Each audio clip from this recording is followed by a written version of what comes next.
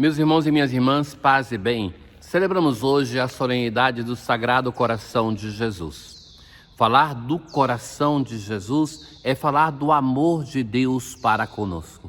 Jesus é a personificação, a encarnação de Deus na nossa história e se encarna como expressão deste amor de Deus para conosco. E a sua vida foi uma constante expressão de amor para com a humanidade, para com os sofredores, para com os pecadores, para com os pobres.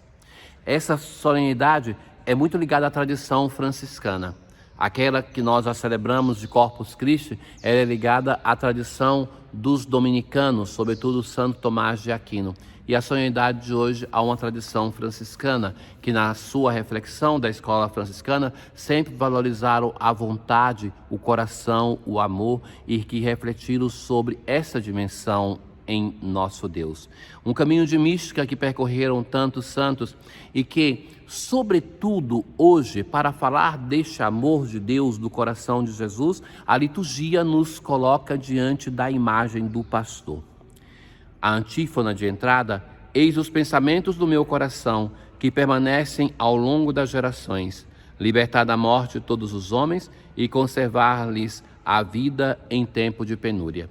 Na verdade, na tradição bíblica, o coração não é símbolo de sentimento, mas de tudo aquilo que é o ser humano. Servir ao Senhor com todo o coração quer dizer com tudo aquilo que nós somos e temos, com todas as nossas faculdades. A primeira leitura de hoje, do profeta Ezequiel: assim diz o Senhor, vede, eu mesmo vou procurar minhas ovelhas e tomar conta delas. Deus vai dizer assim, que os pastores que foram enviados não cumpriram o seu papel, a sua missão, então que eu mesmo, o próprio Deus, vai entrar na história e vai cuidar do seu povo. Vou resgatá-las de todos os lugares que forem dispersadas, num dia de nuvens e escuridão. Vou retirar minhas ovelhas do meio dos povos e recolhê-las do meio dos países para conduzi-las à sua terra. A todo o povo de Israel que estava disperso pelas nações, Deus vai dizer assim, eu mesmo vou lá, vou ir e cuidar, trazer as minhas ovelhas.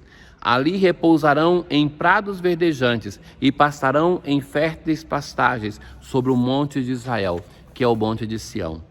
Vou procurar a ovelha perdida, reconduzir a extraviada, enfaixar a perna quebrada, fortalecer a doente e vigiar a ovelha gorda e forte.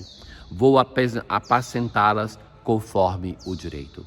É o próprio Deus que manifesta a sua preocupação, porque aqueles que foram constituídos como um pastor não estavam cumprindo a sua missão. Então que Deus mesmo vai dizer assim, quase que cansado, disse, eu mesmo vou fazer isso. Eu mesmo vou ser o pastor do meu povo, vou ir ao encontro do meu povo.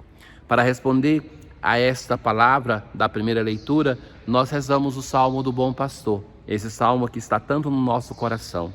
O Senhor é o pastor que me conduz, não me falta coisa alguma.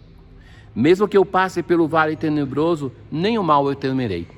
Mesmo que seja em meio às trevas, um vale tenebroso quer dizer atravessar em lugares que têm profundos abismos de noite, não tendo luz, mas mesmo assim não temerei, porque o Senhor está comigo.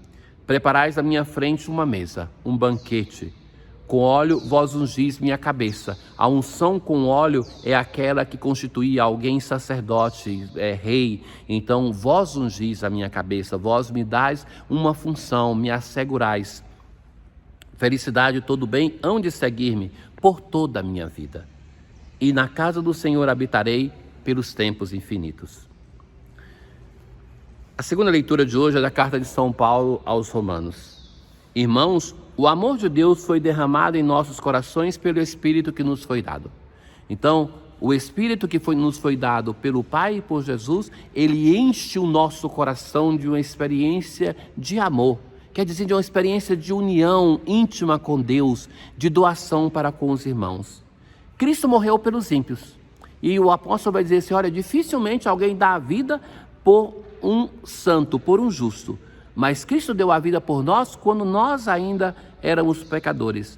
Pois bem, a prova que Deus nos ama é que Cristo morreu por nós quando éramos ainda pecadores. Não tinha um amor a fundo perdido. Porque amar um pecador é amar gratuitamente, porque não sabe nem se esse pecador vai se mudar, vai se converter, mas assim é o amor de Deus. Ele nos ama primeiro. Ainda mais, nós nos gloriamos em Deus por nosso Senhor Jesus Cristo. É por Ele que, já desde o tempo presente, recebemos a reconciliação. É Ele que gratuitamente investiu em nós, nos reconciliou, nos amou, para que a nossa conversão seja uma resposta a esse amor grande de Deus.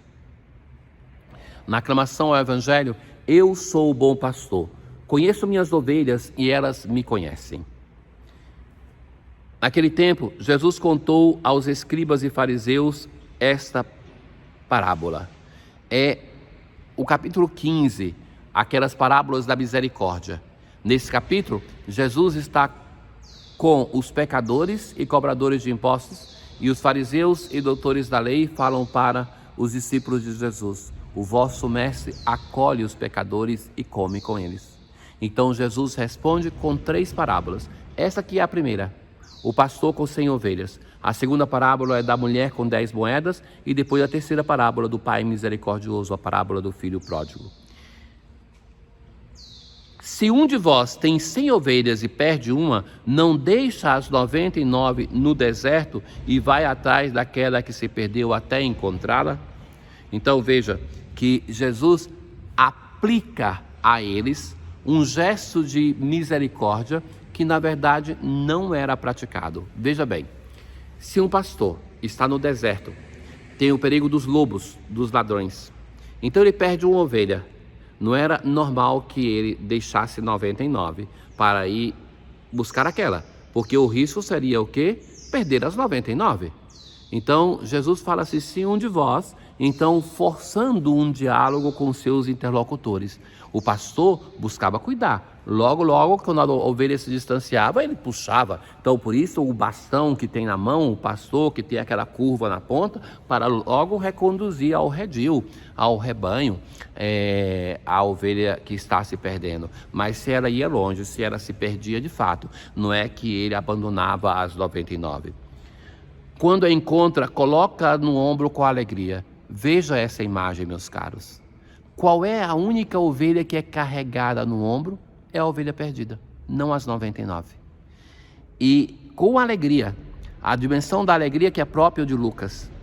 E chegando à casa, reúne os amigos e vizinhos e diz: alegrai-vos comigo. É uma alegria que não é somente dele, mas busca envolver todos os outros nessa história da ovelha que foi reencontrada.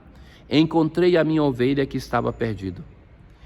Eu vos digo, assim haverá no céu mais alegria por um só pecador que se converte do que por 99 justos que não precisam de conversão.